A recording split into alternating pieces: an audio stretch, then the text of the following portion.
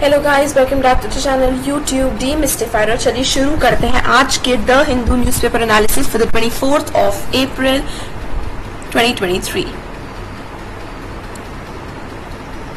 Amritpal held in Punjab shifted to jail in Assam. Amritpal आपको पता एक नया सा एक प्रो खालिस्तान लीडर है। अच्छा, प्रो खालिस्तान क्या है? ये खालिस्तान मतलब पंजाब में, हरियाणा में कुछ ऐसे लोग हैं जो चाहते हैं कि खालिस्तान करके एक अलग सा देश बनना चाहिए उन लोगों के लिए। तो ये खालिस्तान की डिमांड जो है वो पहले भी आई थी और ऑपरेशन ब्लू स्टार जो 1984 में हुआ था वो भी कुछ इसी से रिलेटेड था। एंड अमृतपाल फिर से जो है वो भिंडरावाला के जैसे ही एक रेडिकल हम उनको कंपेयर करते हैं। तो आपको नहीं पता होता operation blue star, because operation blue star was one of the major operations, और इसलिए क्योंकि उस वजह से बहुत ज्यादा चेंजेस आए, बहुत ज्यादा चेंजेस आए हमारी कंट्री और उसकी पॉलिटिक्स में। So Bhindranwale and operation blue star are very very important topics for you to know. You must know them. अगर आप जाके सर्च करिए, बट मैं आपको पहले बता देती हूँ कि भिंडरावाला की डेथ के वजह से ही इंदिरा गांधी को मारा गया था। इंदिरा गांधी असैसिनेट हुई थी, बहुत दंगे हुए थे दिल्ली में, पंजाब में, आसपास के एरियाज में। So it was a very difficult time.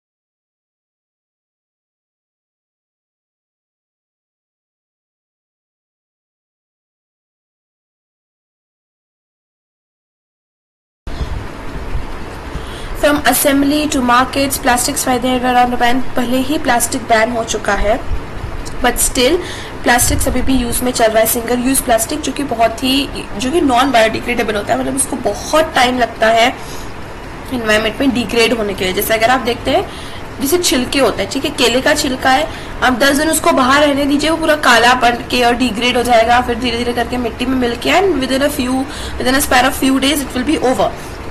But एक आप 5 mm का प्लास्टिक का टुकड़ा बाहर रहने दीजिए and see it will not degrade for years. इतना वो होता है प्लास्टिक, तो ये ऑफकोर्स इन्वायरमेंटल फ्रेंडली ज्यादा नहीं होता है।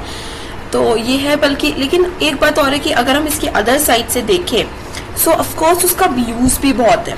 सिंगल यूज प्लास्टिक को एकदम से हम इतना यूज करते जा रहे हैं, उसको एकदम से बैन कर देना, उसके लिए कोई ऑल्टरनेटिव सोल्यूशन उसके लिए पहले हमें ढूंढना पड़ेगा। So everything is like that, मतलब एक साइकिल में चलती है वो।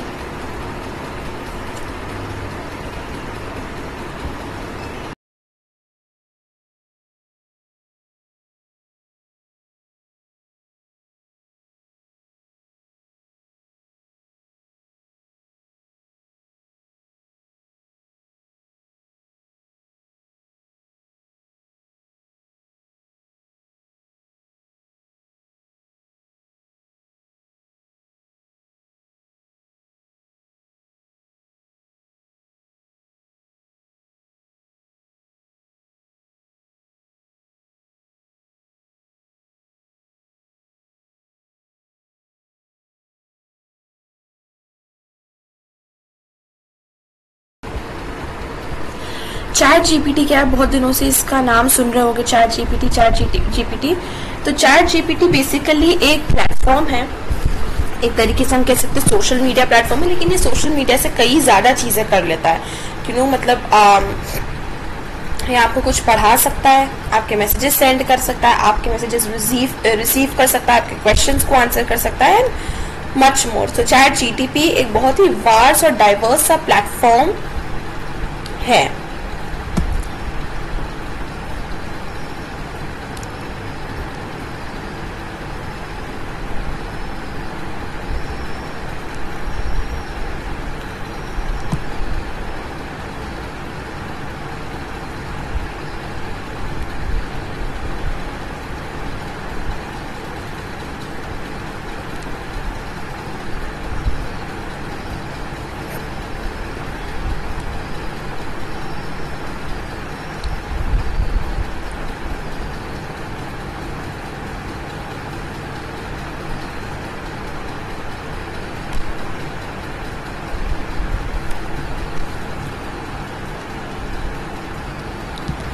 ये सब अभी जो हम न्यूज़ जितने भी देख रहे हैं वो सब regional politics and all that news है.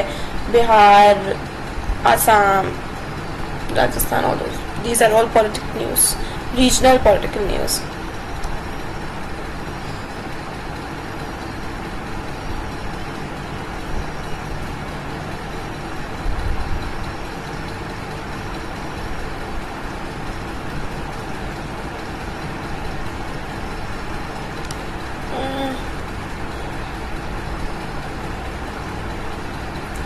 बीजेपी का कहना है कि अगर तेलंगाना में बीजेपी गवर्नमेंट आ जाती है तो वो तेलंगाना में जो मुस्लिम कोटा लगा हुआ है कि जिसमें मुस्लिम्स को भी रिजर्वेशन मिलेगा, उसको वो स्क्रैप कर देगी, हटा देगी.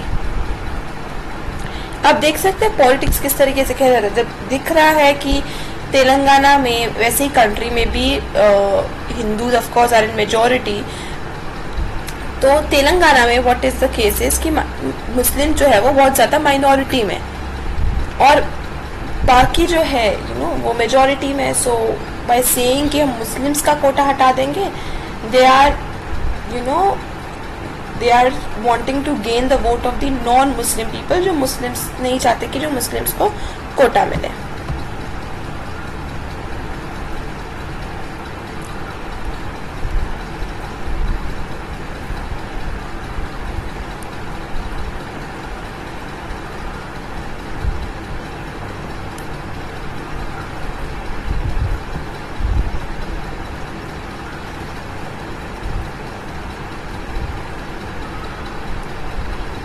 साउथ अफ्रीका से जो हमने चीता मंगाया था टू कोनो national park in Madhya Pradesh, unfortunately it has died. हम लोग, आपको पता होगा कि रिसेंटली हमने साउथ अफ्रीका से, नाइजीरिया से टू बी मोर स्पेसिफिक, चीता मंगाए हैं इंडिया में.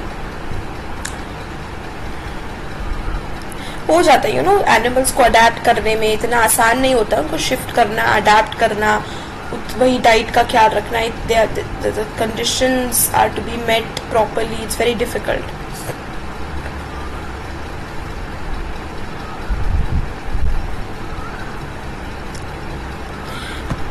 तो ये जो है आपको फोटो दिख रहा है, ये लिंगायत कम्युनिटी से लिंक्ड है. मैंने आपको कभी बताया कि बसवा जो थे वो उनके फाउंडर थे लिंगायत कम्युनिटी के, जो शिव जी को मानते हैं. और उनके लिंगायत के तरीके से सिल्वर केस में शिवलिंग आपको उनके अक्रॉस चेस्ट बंधी हुई दिख जाती है.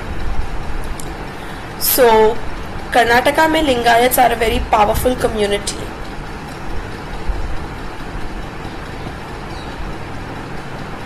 देखिए, मैं एक बार आपको बताती हूँ कि ये जो भी चीजें मैं आपको बता रही हूँ, okay, for example if I am talking about a new word Lingayat, suppose Lingayat is a new word for you, okay, या फिर Basava is a new word for you, तो ऐसे केसेस में you should always go back, मतलब after reading, after watching this, you should always go back and search the term on the internet. इससे क्या होगा, आपकी नॉलेज बढ़ेगी. आई एम जस्ट, देखो, मैं आपको पूरी इसकी हिस्ट्री एवरीथिंग नहीं बता सकती हूँ, right. So I am just giving you a hint, I am giving you keywords, जिसको जाके अगर आप सर्च करेंगे आपका नॉलेज बढ़ेगा, पूल ऑफ नॉलेज आपका बढ़ेगा. You know more things about अच्छा what are, who are Lingayats, who was बसवा.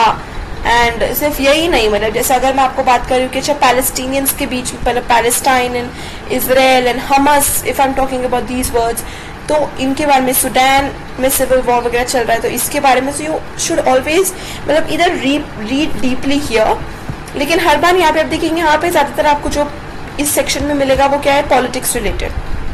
It will not much be about Lingayat की history and the basic information, knowledge वगैरह, ये सब ज्यादा नहीं रहेगा. इन सेक्शन में कहीं पर आपको कहीं पर तो अच्छी इन्फॉर्मेशन मिल जाती है, बट कहीं पर आपको देखिएगा कि उसने ये कहा, उस पार्टी लीडर ने कहा. सो you should always go back, search for the keyword. That is why I keep speaking the keyword, that is very important.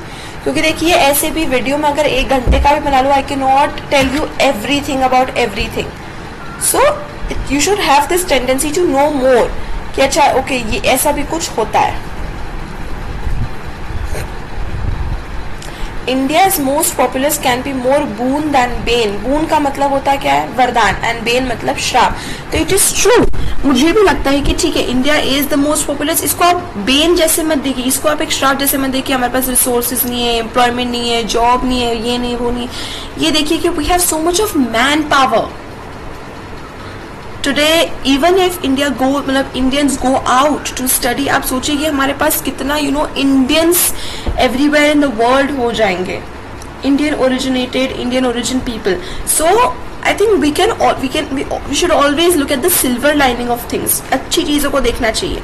तो India today is most popular. सब सोचिए कि इतने पॉपुलस होने के बाद हमारी आर्मी कितनी स्ट्रांग हो सकती है. हम लोग कितने, मतलब हमारे पास we have the power, people power. तो ठीक है, रिसोर्सेज नहीं पड़ी, रिसोर्सेज का यूज पे भी कौन लगा रहा है? ह्यूमंस. ब्रिजेस कौन बना रहे? Humans. It is the people that is doing all the work. और हमारे पास वही पावर है. So we should always use it constructively. So this article is talking about that. And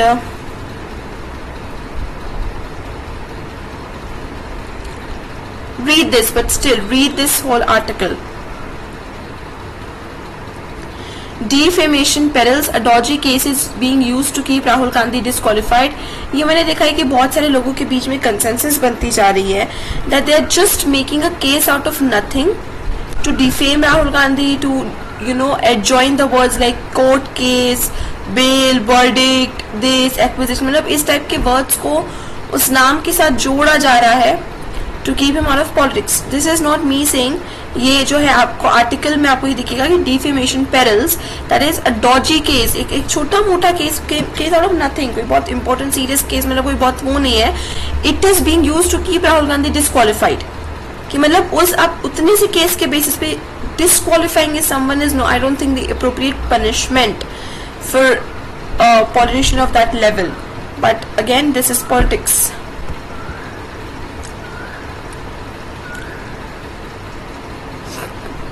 A new troika for India's northeast region. India's 8 northeastern states. अब dramatic change आ रहा है. अब उस तरफ इकोनॉमिक डेवलपमेंट की तरफ बढ़ रहा है. अब हमने देखा ये कि रिसेंटली नॉर्थ ईस्ट में I think Assam is the state जहाँ पे नॉर्थ ईस्ट का पहला एम्स खुला है. सो इसी तरीके से अभी हम देख रहे थे एयरपोर्ट्स के कंस्ट्रक्शन के बारे में, ओपनिंग के बारे में. So of course now things are aiming towards the economic development of north eastern regions, जो अभी तक बहुत लंबे समय से हम लोग निग्लेक्ट कहीं ना कहीं करते आ रहे थे. We were not paying that much attention जितनी उसको मिलनी चाहिए थी. So that we are not doing.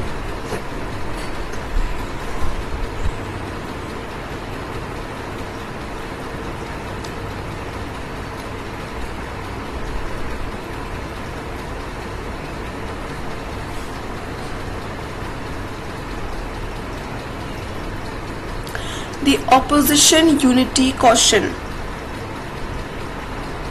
Opposition unity जो है इसके बारे में आपने जरूर 1950 बट 1960 1970 के इलेक्शंस के टाइम भी पढ़ा होगा.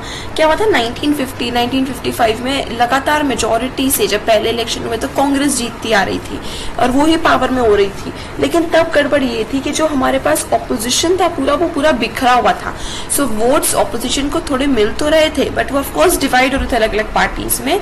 Then after a few elections it was the opposition that realized कि हमें यूनिटी बनानी चाहिए, तब वोट्स जो है वो हमारे पास आएंगे. So that is something again happening कि अब बीजेपी मेजॉरिटी में है, जितनी भी ऑपोजिशन पार्टीज हैं now they are holding their hands together to get together all the distributed votes that they are getting, जिससे बीजेपी को कलेक्टिवली फिर हराया जा सके.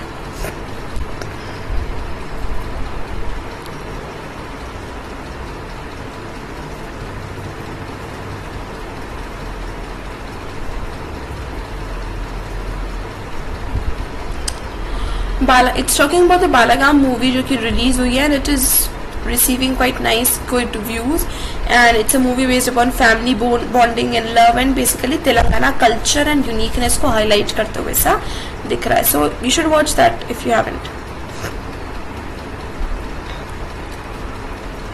इंडिया और भी ज्यादा ऑयल इंपोर्ट करवा रहा है रशिया से. अच्छा देखिए, आपको बात ये चीज मैं पहले भी बता चुकी हूँ कि जब इंपोर्ट ज्यादा होता है that means it is not good.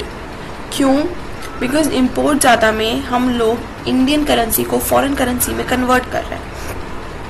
ठीक है, मान लीजिए कि अगर हमें, मैं आपको सिर्फ रॉ सा एग्जाम्पल दे रही हूँ कि यूएस को $50 का कुछ हमें उनसे खरीद रहा है, तो हम लोग क्या करते हैं, बिकॉज टुडे $1 इज 80 रुपीज़ और मोर देन 80 रुपीज़, हम लोग 80 रुपीज़ को पहले $1 में कन्वर्ट करते हैं और फिर इस तरीके से $50 कलेक्ट करते हैं.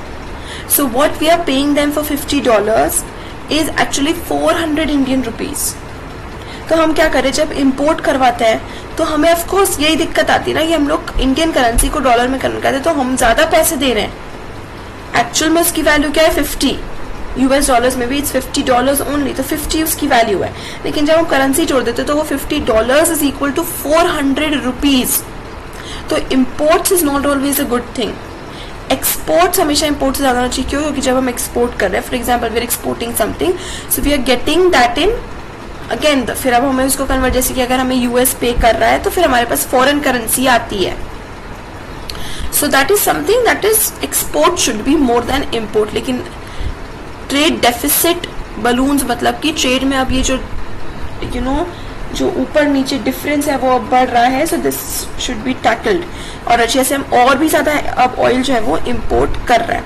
अच्छा, you should read this also, this is 100 years ago, 50 years ago, payment by tourist in foreign currency urged कि 50 years ago इट वाज कि टूरिस्ट जो है वो फॉरेन करेंसी में ही पेमेंट करे ताकि इंडिया के पास भी फॉरेन करेंसी आए। तो दैट इज समथिंग अभी हम जिसके बारे में बात करते हैं। Raw cotton,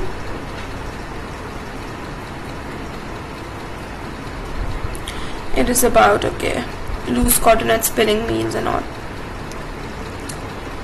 Read everything guys, मैं आपको सिर्फ इतना बोल रही हूँ, you don't know which knowledge, मतलब ये सब it's for your good, nothing is going to be wasted here, you will only get to know more about things.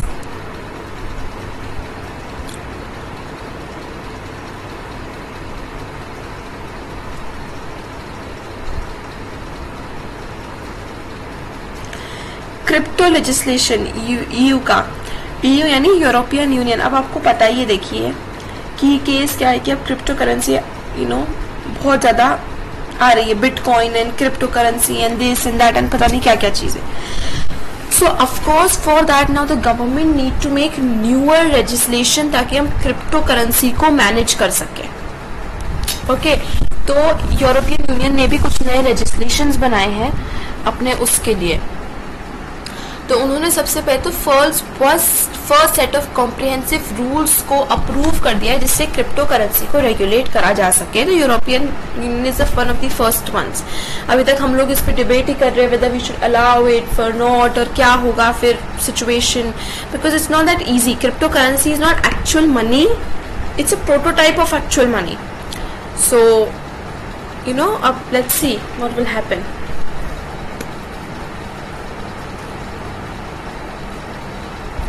National commission for protection of child NCPC ने अभी recently guidelines वो करी है कि कैसे जुवेनाइल केसेस में, juvenile मतलब जो 18 इयर्स के बिलो जो भी होते हैं जिन्होंने कुछ क्राइम किया होता है, कन्विक्ट होता है, उनका ट्रीटमेंट अलग तरीके से होगा। ट्रीटमेंट इन द सेंस कि उनके केसेस का ट्रीटमेंट अलग तरीके से होगा, उनको अडल्ट जैसे ट्राई नहीं किया जा सकता है कोर्ट में।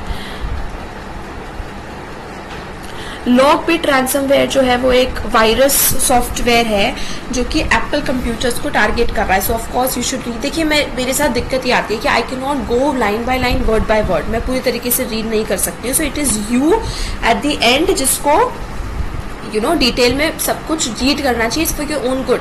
ये आपकी reading skills, speaking skills, writing skill, English vocabulary सब कुछ डेवलप करेगा।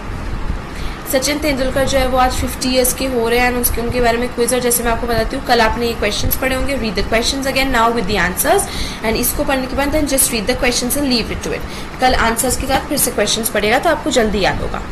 Gourmet is a person devoted to refined sensuous enjoyment, especially good food and drink. So my co-worker is a celebrated gourmet. Gourmet मतलब जो अच्छा food, drinks वगैरह enjoy करता है। Cases of aviation staff caught smuggling gold doubled in 2022-23। तो aviation staff जो मतलब airplanes वगैरह में जैसे एयर होस्टेसेस हो गए या फिर पायलट्स हो गए या जिनका प्लेन में डायरेक्ट कांटेक्ट होता है, प्लेन में घुस सकते हैं, उनके अब वो गोल्ड ज्यादा स्मगल कर रहे हैं। ठीक है, गोल्ड स्मगल कर रहे हैं मतलब एक कंट्री से दूसरी कंट्री, मतलब हमारी कंट्री में घुसा रहे हैं, उसके केसेस अब और बढ़ गए हैं।